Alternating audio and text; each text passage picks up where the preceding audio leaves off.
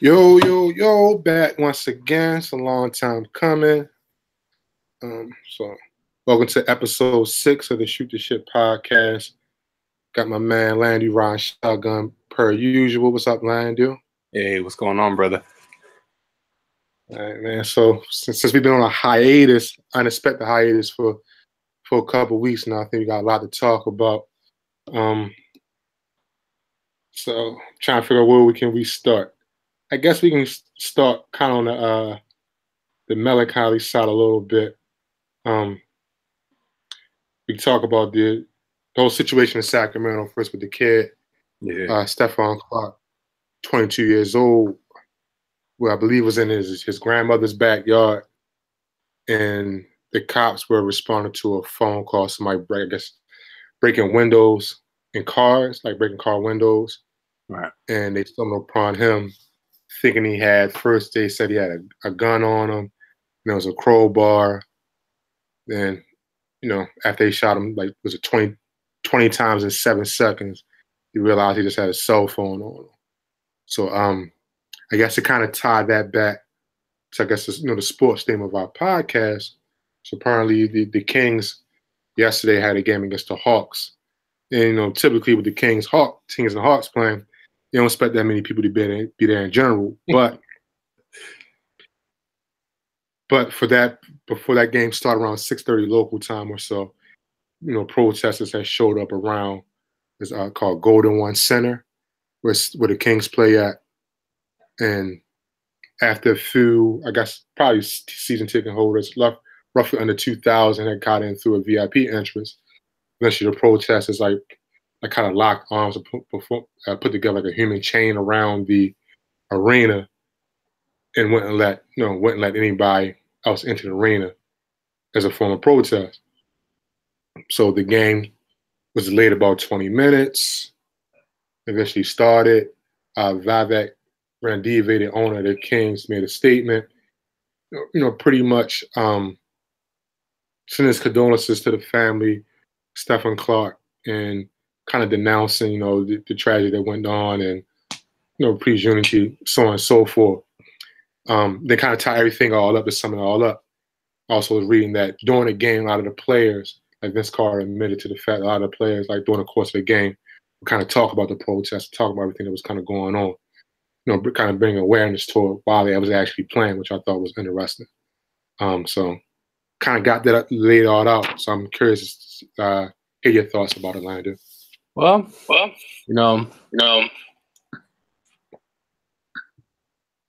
I would protest too if the Kings and the Hawks were playing. With all seriousness, that was pretty messed up what happened to that guy. And it sounded like pretty much the same thing. Sound like pretty much the same narrative that you always hear. The officers are afraid. It's in the heat of the moment. They're trigger happy. And all it takes is one thing for them to all go off. So we'll never get the full story.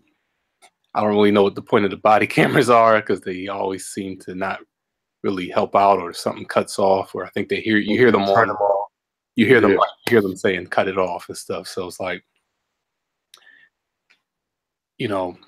there's never a perfect narrative. People will say, oh, well, if he wasn't reaching, if he didn't run, if he didn't do this, if he didn't smoke his cigarette, there's never a perfect narrative that will keep people safe.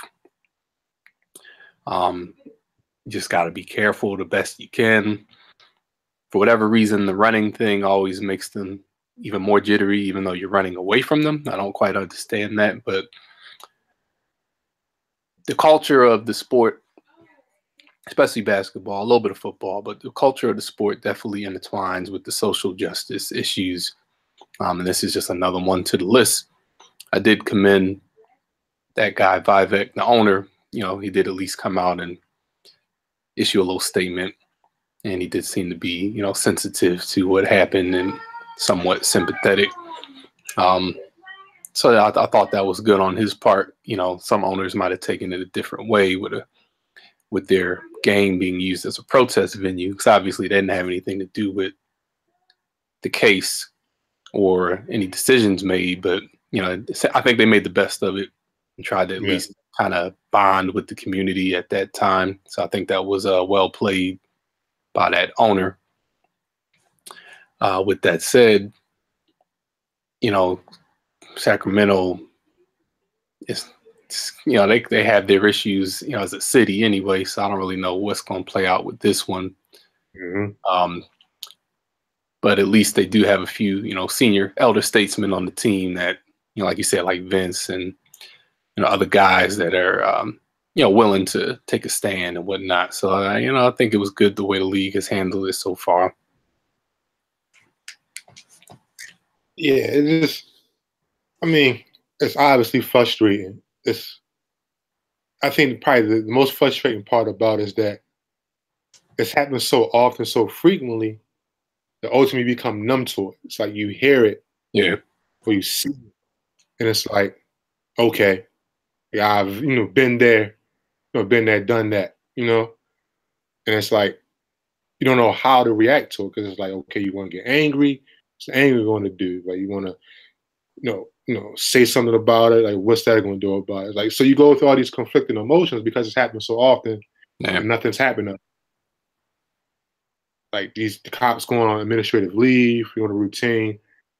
They, may get indicted, may not get indicted. And if they do get indicted, would they actually, will the charges stick? Like, what's going to happen?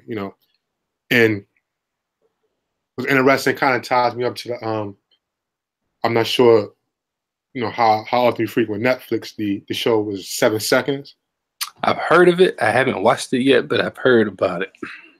Yeah, it's definitely a good show. 10 episodes. The typical Netflix flair. Regina King's in it. She's like one of the main characters, not the main character in it. Okay. And essentially, it's about like her son ends up getting hit by a truck that was driven by a cop, and the cop was. Takes place in Jersey, I believe, like in Newark. So the cops and like I guess the part of the team that he was on, they try to cover it up.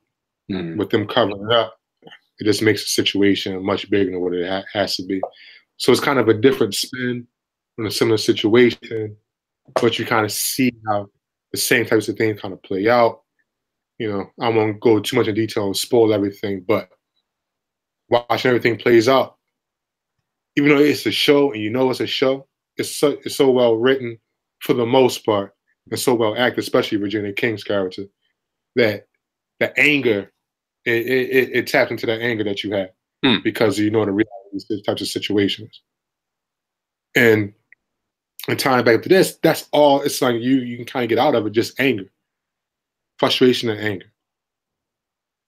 because you don't know what's going to happen with it, if anything at all. And then been a situation. Even though he was 22, he was a father of 2 little boys. I got 2 boys. You got 2 boys. It's easy to relate to it. So it's like not only you got to watch or look out for yourself, those types of situations, but it's like when our kids get older, how are we going to sit down and have that talk with them to kind of watch out for themselves when they just out, being themselves. Right. Like it's frustrating you have to have that talk and have that type of explanation to them, but it's necessary. Yeah, that's reality. That's our reality. And like you just want to worry about, telling your kids worry about bullies in school and about, making up that bed and taking out the trash and washing dishes. But you gotta watch out for cops shooting you. Like if a cop pulls you over, says anything to you, you gotta play it cool, this, that, and the third, so you can make it home. Right. Like that kind of talk has to be just as common as those other things. Yeah, you're right. You're right. Bullshit, you know what I mean, that you gotta deal with, but it's the reality of the situation. That is the reality, definitely. Yeah, it's almost like you gotta like do nothing. You almost have to like freeze. Like if you're playing Simon Says or something, it's almost like you just got freeze. And even then Exactly. And even then, it's not guaranteed. If they might be like, answer me. But you ain't saying nothing. Yeah. So now you kind of stuck. But it seems like in all these situations, there's no perfect thing. The best thing you could do is pretty much just freeze to the point where if they need to drag you out of the car or if they need to physically grab you, put the onus on them, because these dudes get nervous real quick. Just by your existence. Yeah. Just by your existence. I mean, you've had some that have seen demons and monsters appear, and they feel threatened. That can be anything. So it's like you just gotta pretty much freeze. I get frustrated at the running. I get why people run, but it's like as soon as you run, it's like it just makes it worse, and it's a shame. You already know how it's gonna play out. So it's like when I heard the name trending, I didn't know what it was for, and then as soon as I clicked it, kind of like what you're saying, you are kind of numb to it. And I used to get all up in them things for a while, especially going back to like Mike Brown with the Ferguson thing. And nowadays, I kind of like, I'll look at the info, I might look at the clip real quick, and then I just kind of got to leave it, because it's like if you get too consumed with it, it can overtake you. So it's like you don't want to get too tied up with that. Exactly. If there's any positive that can be taken from the situation, I've just recently was reading about DeMarcus Cousins, stepping up and saying that he's going to pay for the funeral expenses for the family. Okay. Which is interesting on a couple of different fronts. One, of course, DeMarcus Cousins was drafted by Sacramento, played, he was like 5-6 years with the Kings. Yeah. If I'm not mistaken, I might be off. Yeah, he got drafted in 12, I believe. Yeah. So, drafted by the Kings, played there, eventually got traded to New Orleans. But there's always been a thing about him, even with the bad rep he's get in public, on the court for his behavior. Off the court, there's always been, stories here and there about his connection to the community in Sacramento and how much he's done for the community there and how much he loved Sacramento, how much the community loved him. So I guess it kind of tied that back. It's not surprising you sit there and think about it from that perspective, that he would step up and do something like that. Because he's, by all accounts, he's a genuinely good dude. Yeah. I mean, just like you have a 24, 25-year-old, just trying to figure it out, trying to find himself out in a sport. Right. Because at the end of the day, it's just a sport, just a game. I know a lot of people take it serious. Take it serious for obvious reasons. That fandom and everything takes over. But at the end of the day, it's a game, it's a sport. And it's good to hear that he doesn't let, the negative press that he gets from time to time deter him from doing anything outside of him just, showing up playing basketball. Right. Not to get too far off topic, but it's interesting that you mentioned DeMarcus Cousins, because it got me thinking, just as you were mentioning, that he has always got a bad rep about his attitude and certain things, but it makes me wonder, I think people are more tolerant of people's attitudes when they win. Yeah. You know what I'm saying? Like, we've heard stories about people like Charles Barkley, who everybody loves, but he's thrown people out windows and different things. And it's like, people just laugh, oh, that's Charles being Charles, or you'll hear stories about different guys. But there was pretty much like no slack for DeMarcus Cousins as soon as he got in the league. Matter of fact, going into the draft, those were some of the concerns about his behavior coming out of Georgia Tech. And that scared a few teams away. But it's like you said, this guy was like 18, 19 coming out of school. So how mature do you expect these kids to be? It's like they want everything. You want this one and done. You want a finished player after 1 year, but you want him to be mature like a 22-year-old. It's like all these things that people have these expectations of these guys. But he's just a regular guy, like you said. And the best part about it is, he's not looking for a camera or for attention to show people like, look, you're wrong. He's like, he's just going to be who he is. And those that know. And if you don't, then it's just your loss. Yeah, exactly. And and he came out, it was Kentucky, and it was 2010. That's Kentucky. And the irony of the situation, it's funny that you brought up Charles Barkley, is the connection that they had, Barkley and DeMarcus Cousins.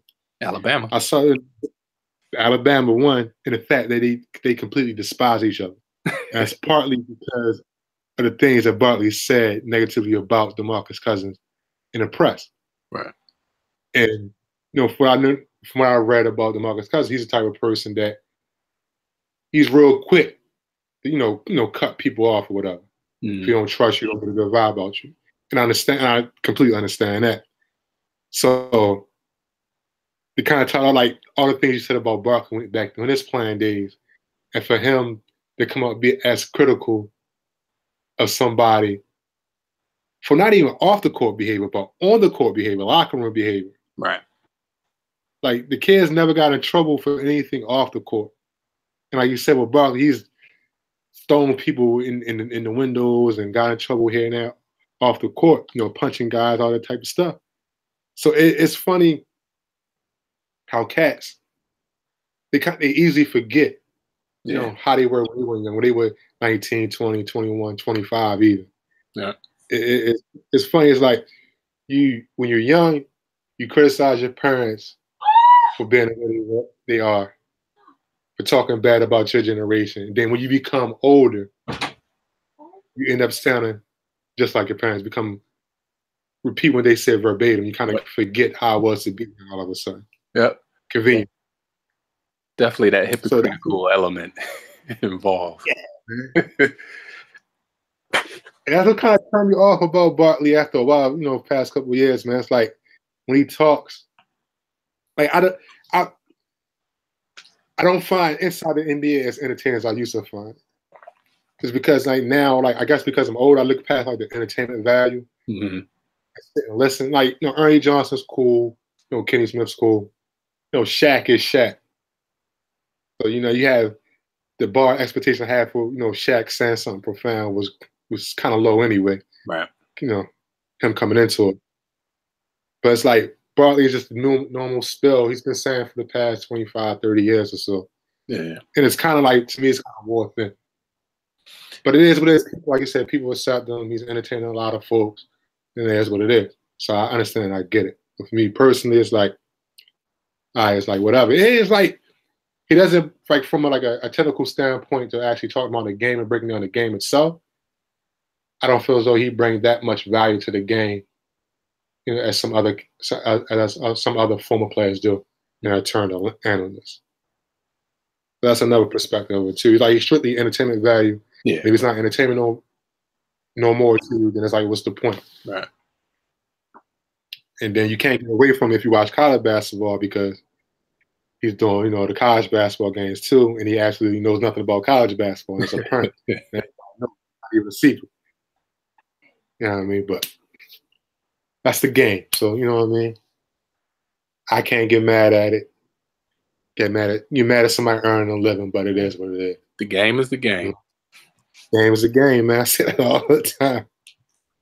You know what I mean? So that's kind of switch gears a little bit. So it's getting down to roughly the final 10 to 12 games or so for most teams. Yes. So it's like it's about 9 teams right now that's mercifully just waiting for the season to be over with. They're doing their best, job at tanking. I mean, if you can call it that. Like, saw what Memphis did last night to Charlotte. Ridiculous, man. About 61 points. It's just crazy. Ridiculous, man.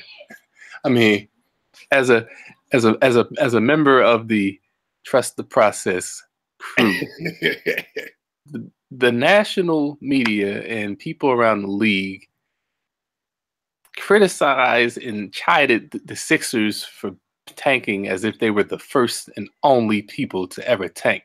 The issue was they were one of the first to boldly and outwardly say that they were tanking, and it's like these unwritten rules that you're not supposed to say. But when you look at the effort of these teams today, and how everyone's getting on this tanking bandwagon, but they don't call them out on it like the way they called us out on it, is kind of crazy. I mean, they're not even trying. It's crazy. Mark Cuban came out and said it's in our best interest to lose game. Right. Blatantly came out and said it. Lose on purpose. And he got fined $500,000 for saying it. But the fact that, like you said, how they pretty much forced Sam Hickey out of his job. And you can have your own viewpoints on how good or bad a job he did. But because he was so blatant with the tanking, they forced him out of that. Right. Just to appease other owners. Then turn right around less than But 2 years later, Yeah. you got pretty much got 9 teams. Yeah. That's almost a third of the league blatantly trying to lose on purpose. Hypocrisy. It's the height of hypocrisy. Yeah, man. Now the Knicks, I'll give them the Knicks are the Knicks for one. And two, they weren't trying to lose on purpose at first until they had no choice when Porzingis got hurt. Right. But still, it's 9 teams, man. It's blatant. Like you said, 1/3 of the league. And I don't even think this draft is that. I mean, we'll probably get into it later. Yeah. I don't even think the league is that, the draft is that deep that you're going to have all these teams thinking that they could get in like that, you know? Like, from what I've been following, it's not really deep. It's top heavy. Real top heavy. Like it's like 7, 8, maybe 9, maybe 10 guys, you know, definitely starters, rotational players at minimum. But then you got maybe like, let's say 3 guys definitely. That's DeAndre Ayton, who in them in Arizona, you know, completely, you know, set my college basketball bracket in flames. I had them going to the Final Four. Like, this whole tournament, we're gonna talk about it later. This whole tournament has been nuts, so man. Like, but yeah, so DeAndre Ayton, Luka Doncic, the kid that plays over in Spain. He's Serbian, I believe. It's like 6'8", 6'9", like a point guard. Like, highly skilled, probably more athletic than you probably realize. But them two are probably like the definite like franchise type players. Like, that's their ceiling. And then it's like you got Marvin Bagley for Duke. Right. You got Michael Porter Jr. from Missouri, Mo Bamba for Texas, Jaren Jackson, Michigan State. Those 3 guys right there. Is that 3 or 4 guys? I lost count. Those are probably their ceiling is probably all-star caliber, especially Mo Bamba. Like, he's like compared to like Rudy Gobert, because he got like they said he's gonna have like the longest wingspan in like NBA combine like history. Whenever he goes to the combine, it's like I think like 7 feet 9 inches or something wingspan, like ridiculous. That's crazy. The difference make on the defensive end. So you got like that group of guys, and then you got, you know, the Trae Youngs, the Miles Bridges, the Mikal Bridges at Villanova, Colin Sextons at Alabama. Those like the other group of guys. So it's like roughly about 10 guys that, you know, definitely coming in can make your team better eventually if they kind of reach that ceiling. Yeah. So 9 teams tanking, about 9, 10 players. We're tanking for. That's how it is. But man, crazy. I mean, to the point of you being a Sixers fan, though, if you look at the Sixers schedule like that, like they won what, 4 or 5 in a row. Five in a row. 5 in a row. And then outside of these next 2 games against Minnesota and Denver, the next like 3 or 4 games after that is part of like the 9 or so teams that the tank are trying to lose. Yeah, the tanking. Yeah, I'm trying to think of a clever name, but I'm not clever with the nicknames like that off the top. So yeah, let's just call it what it is. I had that down. I had that down. The Sixers only played 3 playoff teams for the remainder of the schedule. Yeah. 3 they playoff. Played those 2 teams, and I think Cleveland. That's it. Yeah. So they have if they beat Minnesota and Denver, like I love looking at the schedule, they could effectively go on like a 10-game winning streak. They could possibly go for 50, and that's what people were saying. They could try for 50, you know, which would be crazy. They have an outside shot into the 3rd seed, and I don't think they're going to – I think they're going to – them getting hot right now, it's going to be enough to push Cleveland to not take that foot off the gas anymore. Yeah. Because Cleveland's right behind them. Yeah, so it's like I think that's going to be just enough for them to be right there 3-4. And if that happens, Cleveland probably end up playing Washington, Right. It looks like it's Washington. I think lost again tonight, so they 6 right now. Then it'll be the Sixers. Indiana probably playing on NBA TV. Right. NBA TV. So I like our chances playing at home. We play pretty well at home, especially lately. yeah, Home series against the Pacers. You know, obviously they did get one on us last time, but yeah, and Philadelphia to adapt. But it would it's going to be interesting, man. I'm definitely excited to see what this young team could do in the 7-game series. I don't really think there's any team that they're really scared of. I mean, obviously the Raptors are very good this year, and I think they beat us 3 out of 4 times. Celtics, you know, Kyrie having that minor procedure, you know, that changes a lot of things for them. Yeah, and on top of that, they got Marcus Smart is out. Oh yeah, right. Been out with a concussion. Then you know about Gordon Hayward; he's been out the whole season. Yeah. They just gotta get healthy, but it doesn't look like they're gonna get too healthy anytime soon. Nah, which is scary. It's crazy for them for number 1, number 2, you know, number 2 seed. They can mess around and be out the first round if they're not at full strength. Yeah, especially if they play like Milwaukee. I know Milwaukee's had their troubles, but they got Giannis.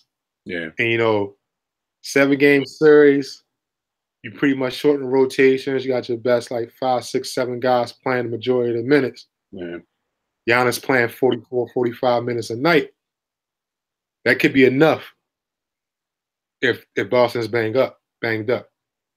Yeah. So, like you said, if they end up playing the Heat in the first round, I think I'll give a banged up Miami chances over Miami in the first round, but like Milwaukee or Washington or somebody like that, they might be donezo. Yeah. Yeah.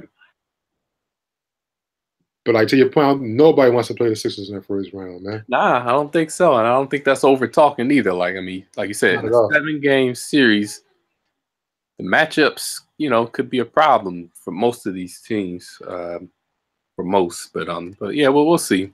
I think if they finish, you know, I think they got 12 left. Yeah, not counting tonight. So I'm like, I would like them to go at least 8-4, but preferably, you know, run the table if you can, but no more than 3 or 4 losses to finish, so that way you finish strong. Because right now, in the East, you know, out of the last 10 games, they've been one of the best teams. At 7-3 in their last 10 games.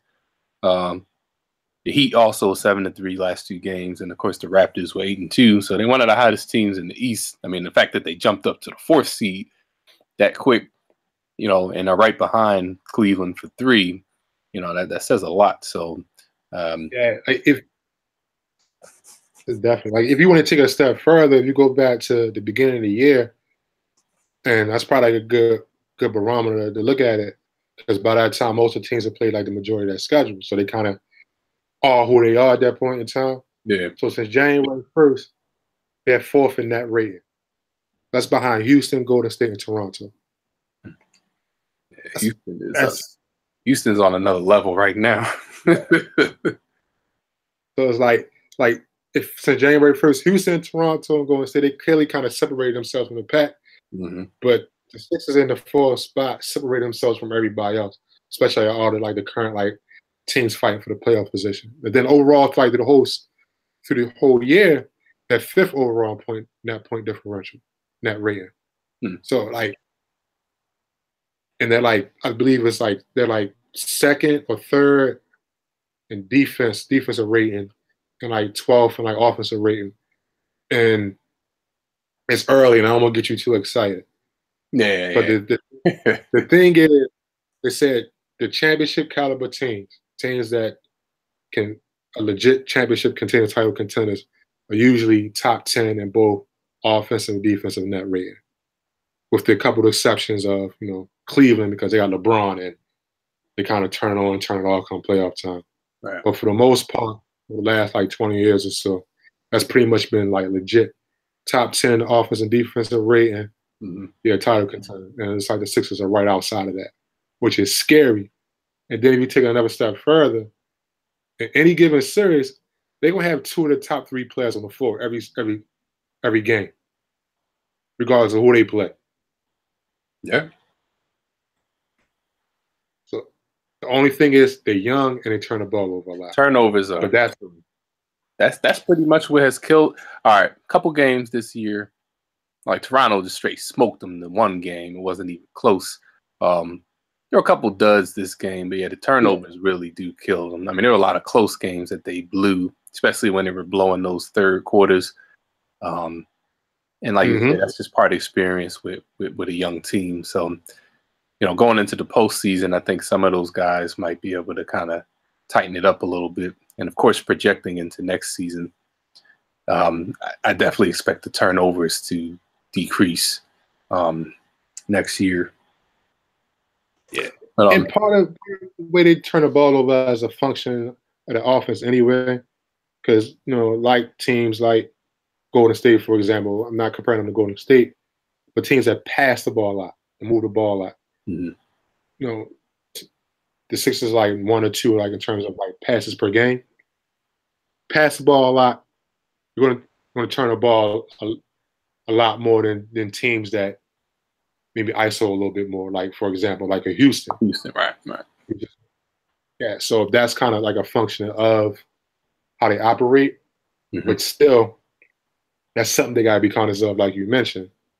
And it's going to be interesting come playoff time, where things kind of slow down a little bit.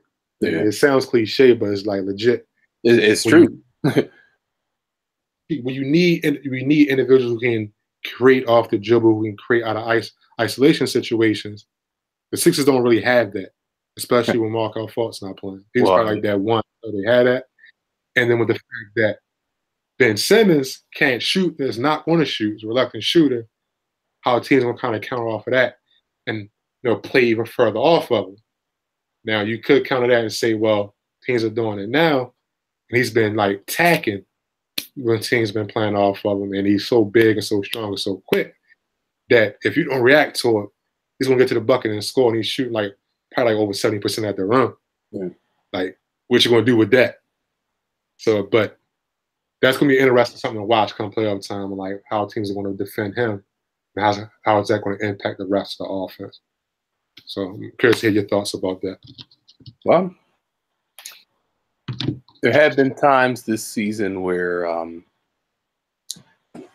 obviously they rely heavily on Embiid, and when he gets tired in games, it's often when his turnovers come because, he's trying to do too much and he don't have energy, and sometimes he get a little lazy.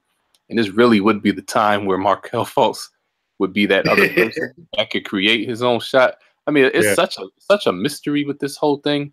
I was almost wondering at one point, like, maybe they might try to sneak him in last couple games and get him on that playoff roster. I don't know if they're going to do that. I wouldn't mind, even if he's rusty. I would put him on the roster. It's worth having somebody that can have that little spark besides Embiid and Simmons create their own shot. Everybody else is pretty much catch and shoot. You got to set it up for them. But those three are the type that could score on their own. So looking forward to next season, that's going to be really crazy with those three on the floor. Plus, a certain free agent that we would sign. I think that's really going to be a problem next year. That's why I'm kind of looking at it like for Boston. I'm like, if they were going to strike, this was supposed to be the year because we were still 1 year away. And we were the ones that they were, looking over their shoulder to compete with. So looking at the landscape, it was always Cleveland was about to be finished and it'd be us in Boston, but we got a better team than them, I think, especially when we're healthy. They really kind of blowing a situation this year and, had some setbacks with the injuries, but going back to us, I think it definitely has to do with the offensive setups, and we're definitely not an ISO team. So it just kind of seems like the one frustrating thing is there's been certain games where, Embiid will kind of abuse the inside if it's open, and then other times, he'll shoot. He's a good shooter, so I don't have a problem with him taking the shots. But I think sometimes they kind of get away from taking what's the easy shot given as opposed to trying to create and force something. And against a better defensive team, you got to be patient to get your looks and not. I mean, it's just a thing with youth. I'll just chalk it up to that, to be honest with you, because when the shooters are on, I mean, they're on. Like I kind of have been saying this the whole season at work with this guy at work. Embiid and Simmons are going to give you theirs. That's a given. This team goes in the direction of Dario, JJ Redick, and Covington. 2 out of those 3 guys have to play well for this team to win. Obviously, you got Ilyasova now and Belinini, but if 2 of them 3 are on, you book it. It's a done. But if they're all duds, you can't just bank on the big 2. You just can't. Not at this point yet. But that's where faults will come into play. Yeah.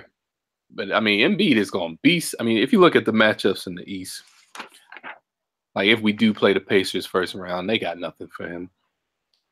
And Miles Turner, I do say Miles Turner has given him some problems, at least on the opposite end of the floor. Okay. And be having to defend. Okay. He's a big, and theory can step out and shoot, and can kind of, attack the dribble and kind of can, I'm not mistaken, like screen and roll, that type of thing, like dive into the basket, that type of thing. But like you said, man, like, I don't know. There ain't too many teams that can give him fits on the offensive end and then turn around, take him off the floor on the defensive end. Like, even if they were to play Cleveland, Cleveland, if they would go small with Kevin Love on the floor, like, he can step out when Kevin Love is spacing the floor, man. So cute.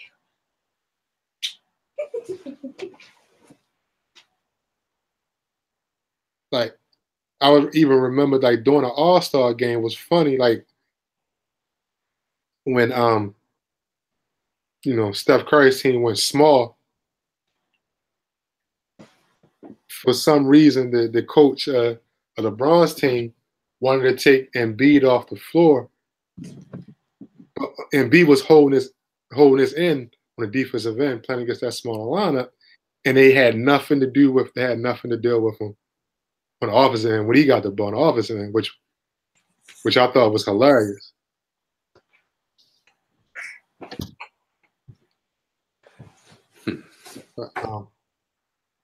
It's going to be interesting come playoff time, man. I see what them boys do. Yeah. I got one other thing before we move on, because I know we're talking about the playoffs, but I noticed No, go ahead. I noticed something kind of interesting. I was looking at it earlier. Out of the top 16 teams, right now that are, it keep changing. But if we look at who's in the playoffs right now and who's not, the Raptors have nobody in the top 20.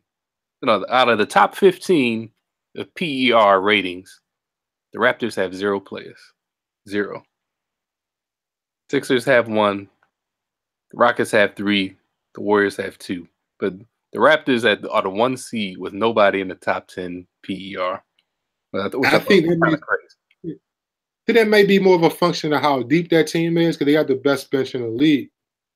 And even looking outside of that, if you've seen like DeMar DeRozan, the way he's played this year, like, he's clearly one of the 15 best players in the league. Absolutely. That's why I'm like, it's kind of odd, I guess, like you're saying with the bench, because I'm like, I know he's a top player. So for him to not even be in that category, I was surprised actually that he wasn't when I looked at it. But yeah, then like I think part of that may have to also, like, Kyle Lowry. I know he missed a good stretch of games early on this season too, so that may have something to do with it too, the way his per numbers may have shaked out. But that is interesting when you look at it from that perspective. But also, that may actually end up being a good thing for Toronto, because part of that problem in the postseason, when the postseason started, they relied too much on that main guys and kind of reverted back to like that style of basketball that may not have been conducive for playoff basketball and easier to defend. Right. And then you see, for whatever reason, which is weird, like Kyle Lowry seems like he forgets how to shoot whenever the playoffs start. Like it's like odd, man. Like it's not even like a little bit. He looks ugly, man. Yeah. Like it's weird. I think he gets in his head And too much. yeah, man, it's like I've never seen nothing like that before, man. And somehow, but I just found out. I was listening to Zach Lowe's podcast. The Raptors have lost, I believe, it's 9 straight game ones Wow. in the playoff. So just imagine with them being the number 1 seed in the East and having like the second best record in the league, and they play like Miami or Milwaukee in the first round, and they lose game 1. Right. Like how crazy, how crazy it's gonna look, man. Yeah, that's a lot of pressure if they mess up. Pressure, man. Yeah, but I think this year might be the year they get over some of those humps. But I mean, they got old boys standing in the way, man. And I hate being the one to say like when you talk about a team and how what they do, just talking about that one player. But it's like he really makes that much of a difference. Like it's crazy. Like him, we can talk circles, talking a ton about him and MJ, blah blah blah. But that's literally the only person you can kind of like look at and compare to that, and maybe Magic, that one player that's been on the floor, and when they're playing at that peak, they just make that significant of a difference. Yeah. On the game, regardless of who else is on the floor. Right. It's like when he's on, it's like, okay, like you can't beat him. And then they got Kevin Love back. Yeah, it's like right on. They got him on the floor with a bunch of shooters. They got LeBron on the floor with a bunch of shooters. You can't defend him because he's gonna hit a ball in his hands. You can't double. You can't trap him. If you overreact to one thing he's going to do, he's going to find an open man. He's going to put it right in that shooting pocket, and they're going to get a good look. Every single time. You know what's crazy about him? I mean, obviously, there's so many good things you could say about him, but somebody pointed this out to me a while ago, and once I noticed it, I had to agree. He's like the ultimate chess player in that he does things on offense to set you up to react absolutely the way he wants you to react so that he could do the next move. So if he wants to get trapped, he's going to set it up so that you trap him or double team him, even if that's not what you wanted to do. Like it's crazy the way he sets things up. Like he's too smart a player for you to think that doubling him is going to work. It's like there's nothing that you could really do to him that's a weakness.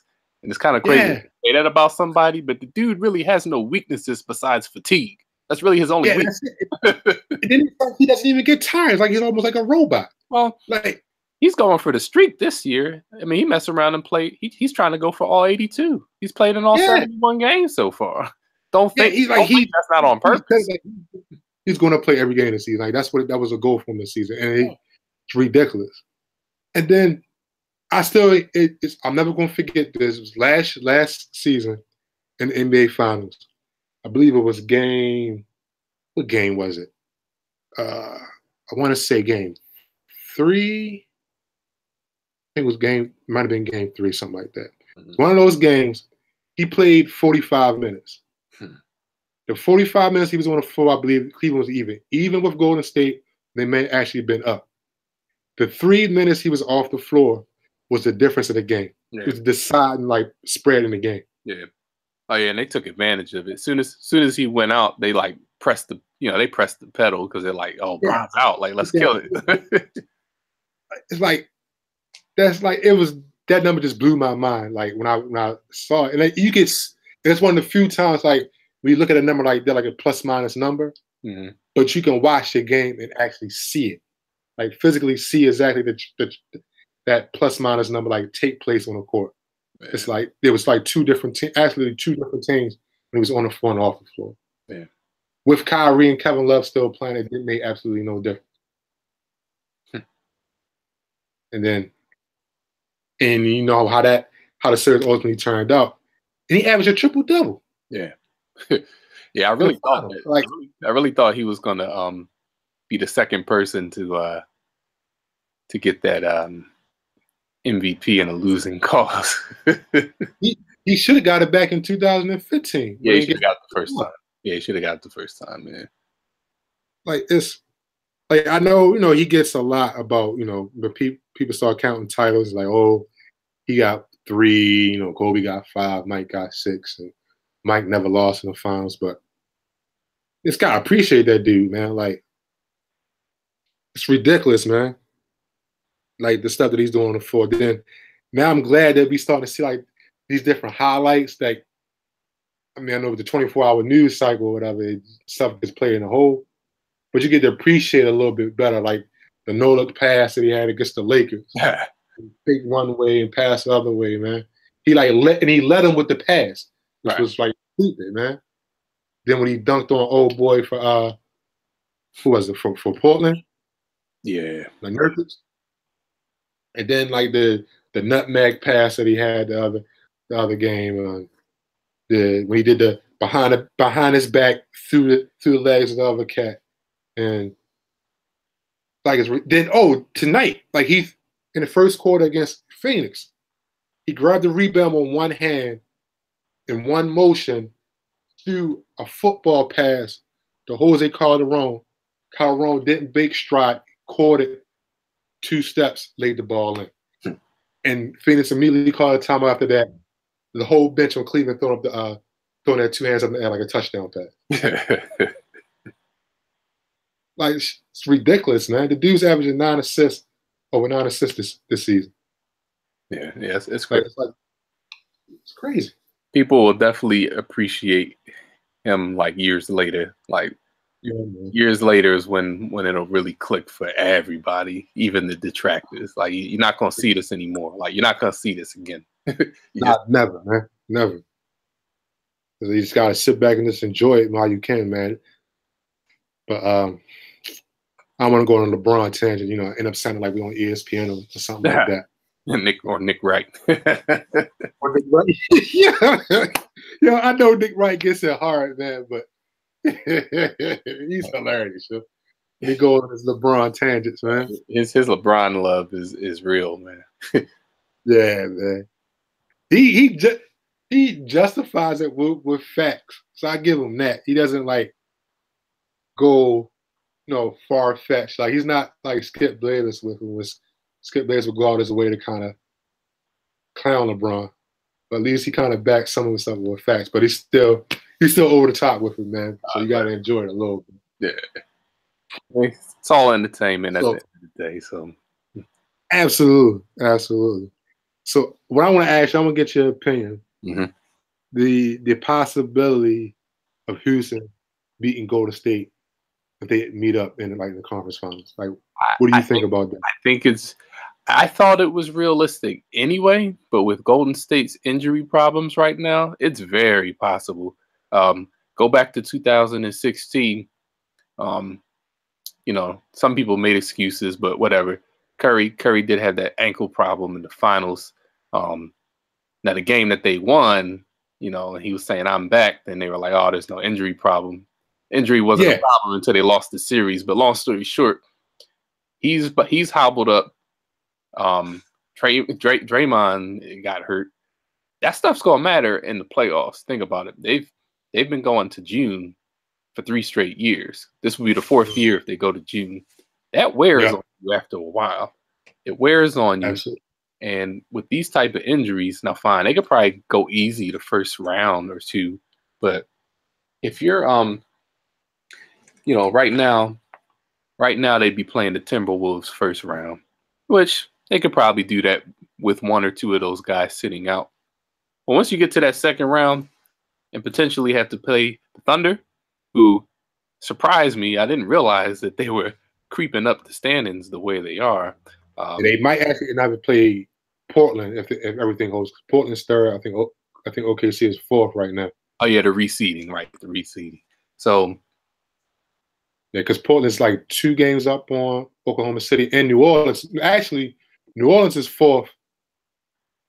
OKC is 5th right now, and they're both 2 games behind Right. Portland. Right. The one's got the tiebreaker with OKC. That's the reason why they fourth right now. Well, So either way, like even if they still win them series, if those teams take them to like a 6th or 7th game, kind of like last year, like remember 2 years ago, and even last year, really, the race was on, like between Cleveland and Golden State last year. Like both conferences, the name of the game is to finish your series as soon as possible so you can rest. Because you got to go extra games, it's gonna catch up with you in the finals. That's just the bottom line. Yeah, that ain't happening this year, man. None of that. Nah, they're not. Those two teams aren't meeting this year. It's not gonna happen. No, they may still make it to the finals. Oh, you mean breezing through the playoffs? Yeah, but that's not happening this year. Like even like you said, they play Minnesota. They can't rest nobody, man. Because you know how Tibbs is. They may end up beating Minnesota maybe like 5 games, something like that. Right. But it's going to be a hard, ugly 5 games, man. They're going to earn those 5 games. And like Karl Anthony Towns, like Cat, he's not like a pushover. Like they really going to have to play some of that bigs against him. They can't play Draymond the majority of minutes. You know, Draymond's awesome, like probably the second or third best defender in the league, probably the best all-around defender in the league. Well, when he's healthy, though, I mean, he's got a hip problem, though. Yeah, I didn't know he had a hip problem. I know KD had the rare problem, so he's hurt too. Draymond's hurt too. Yeah, he got hurt too, like maybe 2 or 3 games ago. I don't know if he went back into the game. I thought he was out. They said something about a hip. He's the only person playing. When I've been watching it, like KD's been out. Right. You know, Steph's been out, but I think he said he's cleared to play. I'm just reading he's okay to play. And Klay Thompson ain't gonna be back into the playoffs. And I think Iguodala's out too. They're hobbled up. And Green is their anchor. Like even though the other ones are the superstars, he's the anchor of that team. And, you take him up again, they're a completely different team. They can't. That's what I'm saying. If he's out, like you saw what happened when he got suspended in 2016, like when he's out, it's a totally different look. And if he's not healthy, going against a Towns or any of those type of big guys, that's going to be a problem. Yeah, man. You know, he's not going to be able to rebound the same way and play the same type of defense. So, absolutely. And then if they turn around, they get past that, they got to play Portland or San Antonio or somebody like that the second round. Now, well, let me backtrack a little bit. San Antonio's not getting out the first round regardless of who they play. That's just my opinion. I've been saying that for a while now. I don't think so either. And it's not guaranteed that they stay in. They got the hardest schedule of anybody left in the down the stretch. The only 2 teams that aren't playoff teams that they play against are going to be the Kings and the Lakers. Everybody else is a playoff team down the stretch. Only reason why I think they're probably getting in now. At one point, it looked like it wasn't good. I mean, they just won like 4 or 5 in a row now. Yeah, 5. And the Clippers and the Nuggets, they keep losing tough games, especially in the Nuggets. They losing games they're not supposed to lose. Mm-hmm. Like they've lost, I forget how many games they lost. I know the Clippers just lost tonight. So I think they're like 2 or 3 games back now. So I think San Antonio have enough of a cushion, even with that tough schedule. That worst case scenario, they may end up 8th.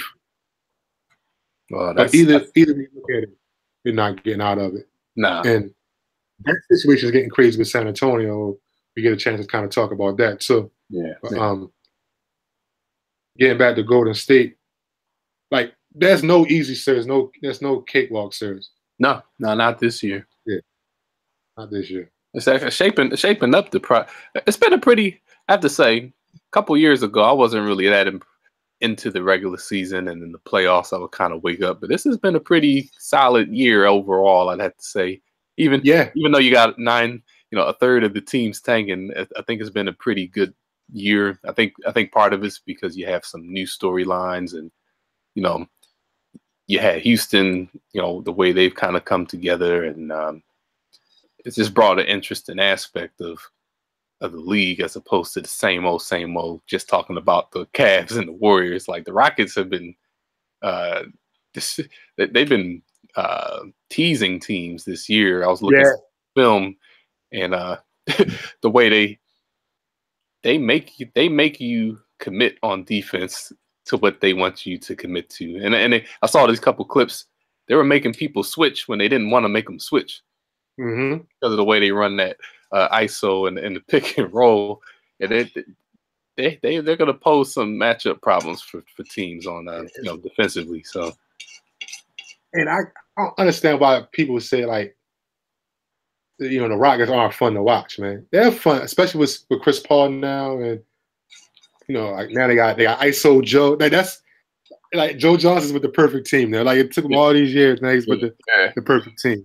Well, any D'Antoni team has always been fun to watch. They just usually don't go far, but now they actually have like a balanced team. Yeah, man. He was sit. I know people used to complain about James Harden getting the rock and dribbling for 10, 12 seconds, but he makes it fun now, man. Like he sits up, like he's not dribble just a dribble. He's like actually dribbling to set things up. And it's not at LeBron level, but it's almost there where it's like he's dribbling, scanning the floor, setting you up, either setting you up for himself or setting you up to get one of the shooters open, or setting you up to at the very last second as he drives to the basket to throw a lob to Capella at the rim. And he sees it right away. Like as soon as you mess up, he sees exactly where he needs to be and he'll capitalize on it. And it's like, he looks. I mean, he did lose weight this year, but he doesn't look like a fast guy. But somehow he beats people to the hole like easier than anybody I see in the league. And he's strong, man. Like that's the other thing. Like when he does what he does, when he kind of holds the ball out there to take them hits, like you have to be strong and kind of take that pound and night in and night out, and still get the ball up to the rim from time to time, and even just the strength and the balance for them step back threes that he takes all the time. Like his signature move now, like he holds you to sleep and just take that step back three from deep. Like you got to be strong to do that, man. Do that through the course of a long season. But they're a fun team to watch. Yeah, they are. They actually are. Previously, they were one of these teams where I'm like, obviously Harden's good, but didn't really interest me that much. But adding Chris Paul, I didn't think that would be the team that he would have ended up going to, but it's worked out. It's worked out pretty well for them. So, and you gotta be real for it. So you gotta admit that part of the reason why you've been paying more attention to basketball this year is because the Sixers are actually good this year. That probably does have something to do with it too. during those first couple tanking years, it was like, I'll catch the playoffs. That's pretty much all there was. Like, I'll just see what's happening then. But, man. But now, there's definitely have a vested interest in how this thing goes. So, I can't front either, man. Like, I'm biased, and I got no horse in the race. But the fact that the Sixers are actually good, like I know on most nights it's always a good entertaining basketball game to watch now. Well, because like if the TNT game doesn't look good, or the NBA TV or the ESPN doesn't look good, I can turn it over to NBC Sports Network, whatever it's called now, NBA Sports Philadelphia, and watch the Sixers game, watch Embiid in them. That's been a little bit more interesting for me. But we kind of touched on it, kind of switched gears real quick. Talk about the Spurs, man. Yeah, there's trouble in paradise. But in honesty,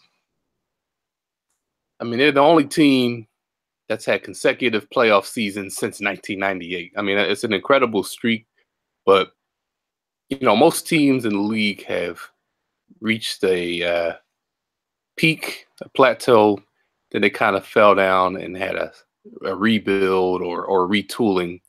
They're probably like the only team that didn't go through that normal cycle. So it kind of prolonged the inevitable where, that transition when Duncan was getting towards the end, they kind of lucked up with Kawhi because he wasn't necessarily projected to be that guy. But then he had a breakout that playoff series in the finals. So it was like, oh, we hit gold again. That was supposed to be the part where it probably dipped a little and retooled. Yeah. So I think they got a little comfortable, like, oh, well, we'll just ride his coattails now the way we did when Duncan took over for Robinson. But it's like, I think Buford, of all the moves he's done over the years, I think they kind of got a little lazy the last couple of years. And I think they kind of... You think so? I think they tried to take advantage of what they had for too long. And this is what I'm saying. The Parker Ginobili Duncan years were great. But I think they held on to, I think they relied on Parker too long before getting ready for the future. And obviously he did get hurt a couple times, but it's like Parker and Ginobili couldn't be your main guys going into 2016 or 17. Like, so it's like anything you got out of them was like a bonus. But come on, to have a team with like Rudy Gay, like when has he ever been on a team that contributed and was like a contender? All right, so my Baltimore Boss got in the LaMarcus Aldridge thing hasn't worked out. I can't let you go shit on Rudy Gay. That's my Baltimore Boss kicking or whatever. Guys, you've been pretty good for San Antonio, all things. Put everything, in perspective, especially coming off an Achilles injury. Okay, I'll give you that. I'll give me that. Second, they had technically had a replacement for Tony Parker and George Hill, okay. But they had to give up George Hill to get Kawhi Leonard. So I think that's that. Now they got one now with DeJounte Murray, but it's only with his second year. So I kind of give you that. They had no choice but to kind of hold off, with Tony Parker a little bit longer than expected, but they try to manage his minutes. And Ginobili, I think they did a good job of managing Ginobili's minutes during a regular season, and they kind of supplanted him a little bit with Danny Green. And the thing is that now, like Danny Green, I think he just turned 30, and then he has an option year after the end of this season. So, but it's like they got a decision to make there, and then he might be out. Yeah, so he might be out. Then it's like, okay, that they got Paul Gasol, who's past his prime, and they finally decided, what, he's going to be on the bench. Now they've been playing, somewhat small with Aldridge at the 5 and Kyle Anderson at the 4. But then so it's like, it's a lot going on there. Then like the other cats that they developed, like say like was Jonathan Simmons. Well, yeah, they kind of messed up with that one. Like he didn't get that much from the Magic that they couldn't have kept him, considering what he did for them. But they knew they was going to eventually have to pay Kawhi coming up. And Danny Green's coming up too with his contract. So like those are tough decisions you got to make. They took the time out and developed him, but unfortunately, they had to make that tough decision. So like they've had contingencies in place, but just the math of the NBA hasn't necessarily worked out in their favor to kind of keep things going. And now like you said, they kind of stuck right now. But I think that's how the salary cap's supposed to work. But unfortunately, sometimes good teams, good franchises kind of get nipped in the butt because of that. So I'm just playing devil's advocate with you a little bit. Like, well, I think a couple. I'm not as bad like some people we know, but like I do kind of respect how they kind of run things. But I think this is something they couldn't plan for. They couldn't plan for the fact that Kawhi being smart, say, you know what, I got all this bread away from me on the table. I'm hurt. I'm not comfortable playing. I try to come back and play. I didn't find 100%. I'm gonna go get a second opinion. If I'm not right, I'm not gonna come back because I'm not trying to risk my future. Sure. I mean, I think it's definitely smart on his part. I mean, it's like you don't get too many chances at those max contracts. So yeah, so he gets hurt. 20. Yeah, I don't blame him. I don't blame him. It's not worth. This isn't like one of those years where if he came back, they're like guaranteed to go to the finals. It's like it's not worth the risk considering the makeup of this team. Exactly. So like now moving forward, and then with the I don't know what's true, what's not true. They're talking about when they had a players only meeting. Yeah. And part of the meeting was talking about him coming back, and from what I heard, what like Tony Parker may have said about they both had the same injury. Tony Parker saying, "My injury was 100 times worse than Kawhi's, but I still came back. Came back before him. So I don't know how that's going to play out moving forward. Is that going to put in a situation where it might be some disharmony in the locker room, and maybe San Antonio may feel compelled to make a move with Kawhi. Or do you just say, you know what, we don't have to do anything. We're going to pay him the money regardless. And we know Tony's only a year or two probably out of here anyway. Like, we're just going to sit back and build around Kawhi and kind of just stick to our guns, so to speak. So I don't know how it's going to play out. Because, I mean, they're a small organization. And in theory, if they were to make a move and say they decided to move Kawhi, I think I'll trust them over any other organization to get something back in return that's actually worthwhile and could benefit them, you know, in the long term. But yeah, Kawhi's a top 3 player before he got hurt, so you can't move a top 3 player, man. Right? You don't do it. You just pay that man his money and kind of deal with everything else after that. And he's just hitting his prime. That's the other thing. It's not like he's not like Blake Griffin, man, who's like at the tail end of his prime, almost past his prime. Yeah, I think the timing definitely kind of messed them up, because this is the thing, and you were kind of talking about it, like they did have contingencies in place. When they were coming off that year where they beat the Heat, and then the other year when they lost to the Heat, they were still pretty much like at the top of the league. And they were able to get guys like David West to come on the league minimum to play with them because they had a chance to win. You know, now the Warriors are that type of team where, you know, the Cavs, it's like other teams are those teams now where guys will take the league minimum just to play for them. That's how you could make it work. See, but nobody, like, guys aren't looking at San Antonio as that top destination right now to say, I'm willing to take a pay cut to play. So it's like, that's the only way that you can kind of overachieve despite the salary cap when you're a good team. Because like winning begets winning. So if you win and keep winning, eventually you can get guys at below market value that normally other teams wouldn't be able to get for, because you have the chance to win, but they're not on that same echelon that they were a couple of years ago. So now you got to do it the old-fashioned way, with regular contracts and stuff. And like you said, like the Simmons thing didn't work out. But see, maybe that's where you do decide what you're going to do with a Danny Green or somebody else. They should have probably kept Simmons, really. I mean, I don't really know how he's doing with the Magic this year, but the Magic are tanking, so I don't think anybody's playing at peak performance. But it's like, he was pretty good early on in the season. Like, from what I've seen, a couple bits and pieces of the Magic playing. I'm probably torturing myself watching them play, but I'm just out of curiosity. But he looked pretty good. But, and like, to your point about, you know, getting those inexpensive guys, those cheap contracts, stuff like that. You know what the cheapest contracts are in the league every single year? Those are draft picks.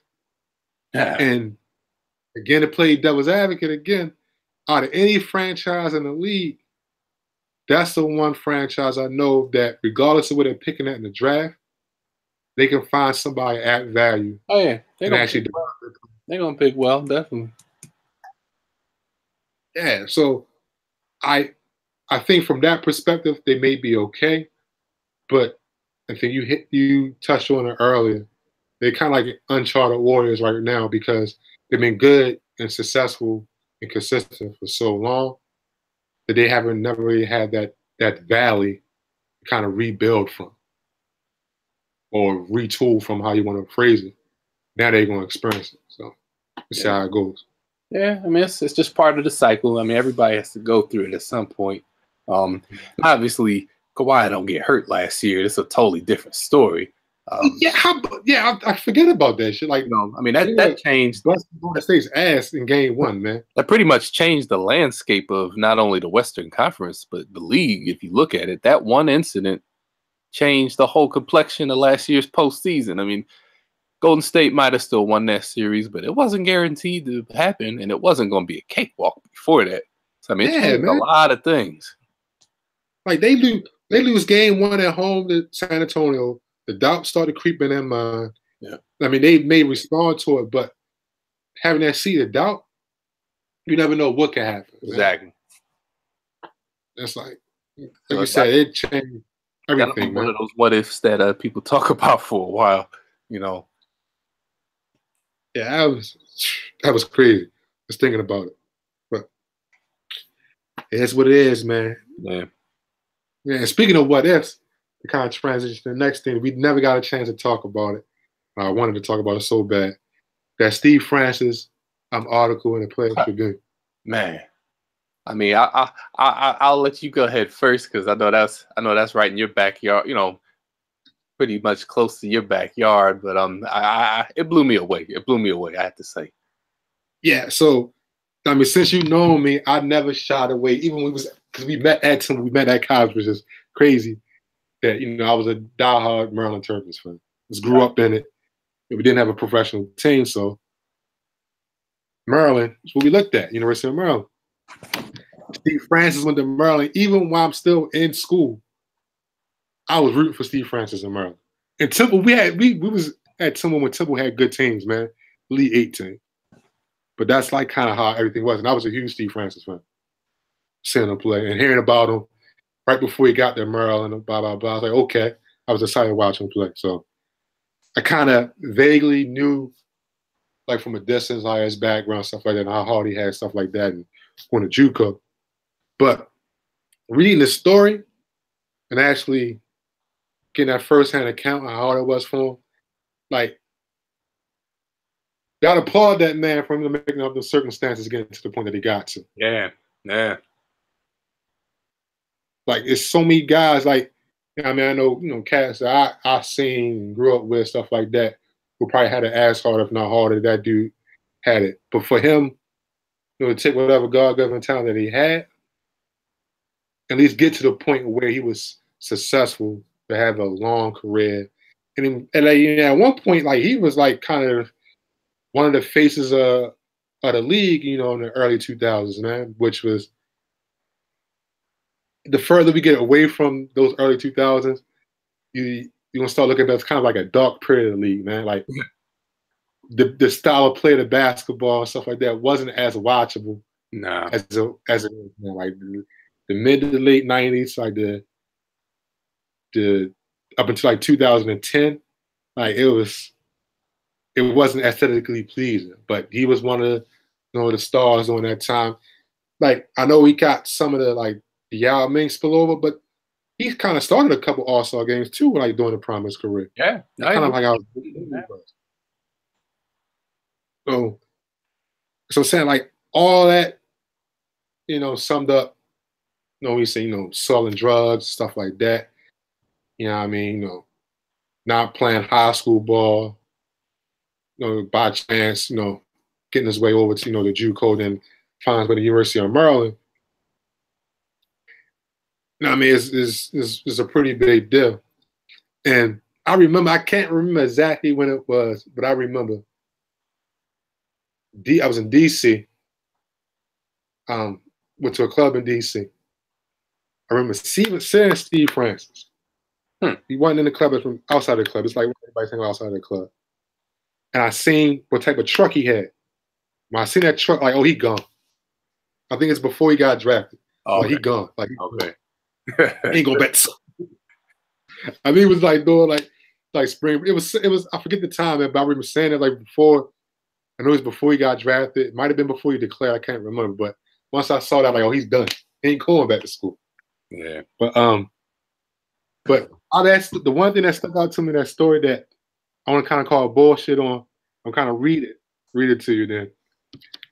All right. So the excerpt was, he said, it was just like he was playing this one-on-one game against like the other local dudes, probably like the best player like in the hood or whatever, blah blah blah. Yeah. So the drug dealers like picking sides, you know what I mean? They put money on both of them, blah blah blah. So he said, like, when you're in that type of situation, you just can't say no. So he said they played the first game and he killed his ass. He said the second game starts and I could have killed his ass again. For a minute, I was thinking about it. I could have been the man of DC, could have been a street legend. I could have beat him and made some money and stay on the block where I felt comfortable.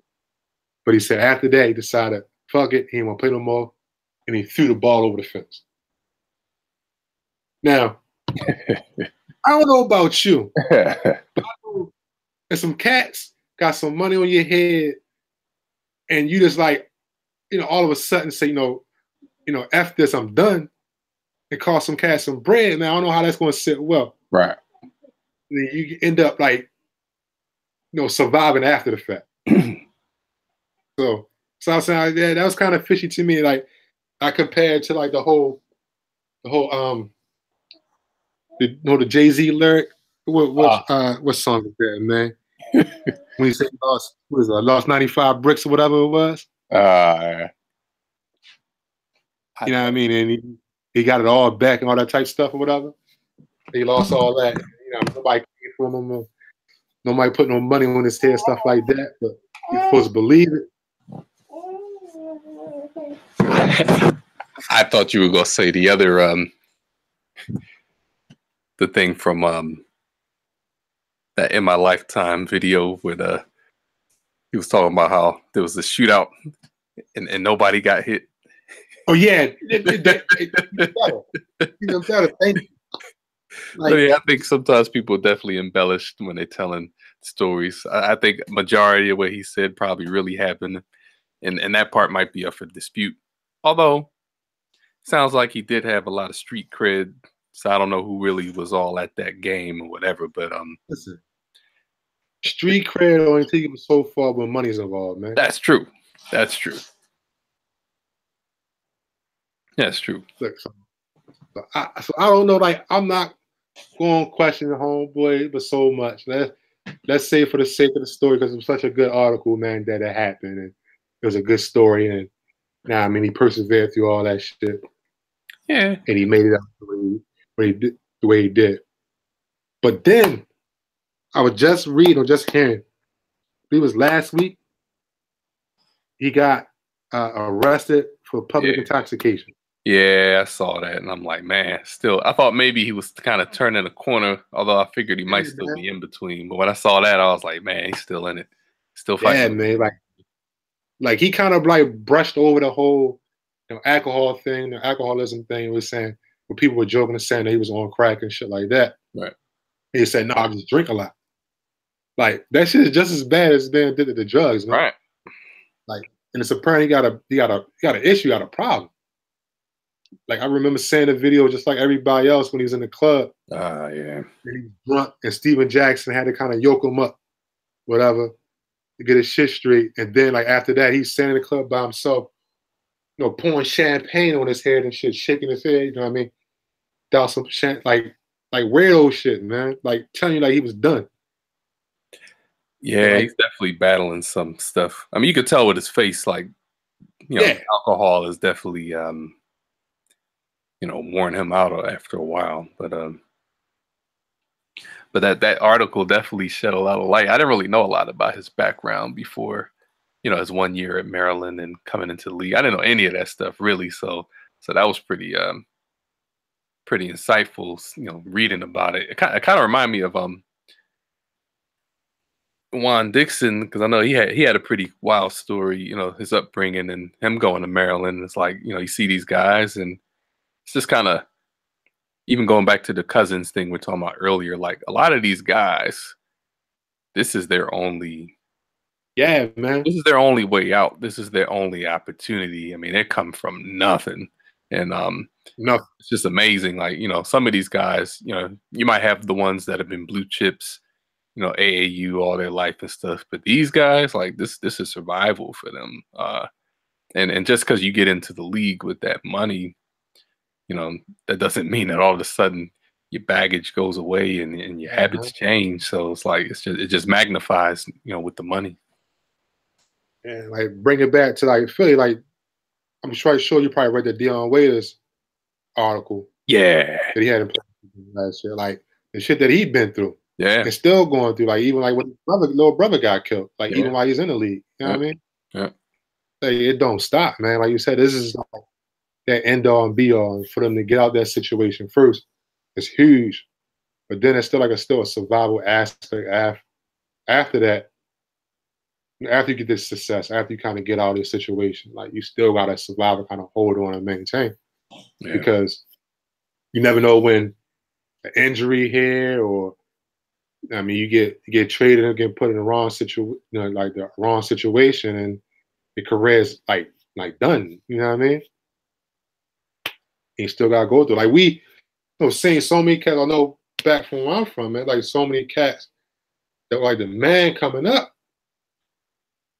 Like you knew was gonna make it. You know what I mean? Don't make it. That shows you how hard it is just to make it to the league. Yeah. First of all. Yeah. Well, sure. You have all the playground legends. So a lot of them don't even get to the collegiate levels, let alone league. It's just yeah, man. It's kind of remind me of what you were saying about what's my man, the Cameron of the NBA. Andrew Wiggins, man. For some of these guys, I don't necessarily think that sports, not just with basketball, I don't necessarily think sports was necessarily their passion from the beginning, but it was their outlet, or it was something they were good at, or it was something that they realized would be their ticket out of the hood, or out of that situation. And they might have learned to like it as they went on. But I don't think for some of these guys, it was like a childhood dream. It became more of a vehicle or a tool to get to where they needed to get to. Yeah, like, cause like with his situation, like he had no choice. Like his pops played in the league, and his mom was an Olympic sprinter. So this dude was like, if you could genetically engineer an athlete, like it would come out being him. Like you go in a lab and put together, like it would be Andrew Wiggins. So it's like, dude has all the physical tools, all the God-given tools to be like, one of the greats. Then he's coming from a situation, like it's not a situation where you say he felt obligated, he has to play professional sports. Like shoot, like, cause he had an older brother. His older brother, played ball. His older brother, I think, with the Wichita State. Okay. Yeah, but he didn't have the same physical gifts that he had. So like, this is like things were handed to him. Yeah. And I think because it probably came easy for him because he was nice, because he was born to being nice, he didn't have that same passion for it. Yeah. I mean, that's no knock on him, but just like understand the situation, like with cats, criticize him and stuff like that. Even you can say when I criticize, it's like with the understanding, like he was kind of born into it. Like it wasn't something that he probably actually, under other circumstances, would actually want to do. Sure. But he's still young. He's what, 22? I think he still would even be in college if he stayed all 4 years right now. Yeah. Yeah. He's still relatively young. Yeah. 22, 23. So he's still going to, turn the corner and still be better than what he is right now. But I heard something about him saying that he wasn't comfortable being the third option in Minnesota. Yeah, I did see that. So I was like, damn, dog, like when you was the first one there. Like you was there, you got there before Cat got there, you was there before Jimmy Butler got there. So now, I mean, you had the time to show that was going to be your team. You prove yourself as number one option. Yeah, well, some people see themselves differently than what they really are. So, and so you kind of almost don't feel bad for LeBron when he did his welcome. I'm coming back home letter, not include Andrew Wiggins' name in the letter. I think he might have knew before everybody else knew. Like, nah, I'm good with old boy. Right. But look, I'm not gonna come on every single episode of the podcast and bash Andrew Wiggins, man. But look, if he ever listens to it, I'm saying this. I mean, for growth, man. I want you to see you do good, man. I want you to, like, everybody else went through that, so you don't have to go through that, Andrew. You can do it, man. I believe in you, man. I was a fan since day one. You know what I mean? The Maple Jordan. So if you hear me, you still got time, man. It's not over yet, man. Yeah, maybe a change of address. Sometimes it takes guys a couple different fits before they finally click. For me to wake up call for him, it's like, oh shit, it wasn't that bad in Minnesota after all. Right. He's up in Sacramento somewhere. No knock on Sacramento, but you know what I mean. Sacramento is what it is as a franchise. Yeah, cowbells, right? Yeah.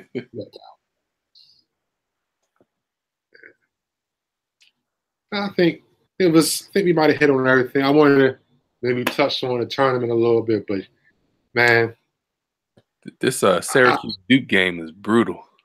Yeah, it is. I was watching this the whole time, and I don't think I saw any 3 points made, despite all the ones they kept shooting. Yeah. Oh, there you go, 0 for 8 since they. I know I'm saying. It's like Duke's starting to pull away a little bit. Yeah, I kind of expected that. But shit, like who? I want to see the person that picked Kansas State and Loyola Chicago making the Elite Eight. It wasn't a basketball person, I guarantee it. It was probably a lady at an office pool that just picked them because of some type of miscellaneous factor. I'm telling you, if anybody that put thought into it did not pick this. This was somebody that just did it on a whim. There's no way that a basketball person picked that. Nah. Yeah.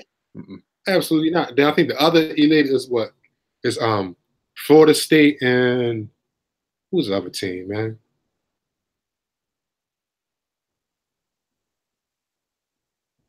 But it looks like the homie dropped by accident, so it's probably a good time. I'll probably wrap it up for the homie.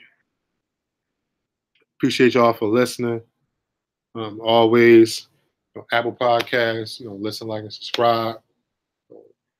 SoundCloud, same thing. So like and subscribe on Google Play. Shoot the Shit Podcast. Appreciate y'all for checking out. Sorry for the delay. Sorry for the wait. Sorry for the technical difficulties at the end. And we'll be back again next week. Peace.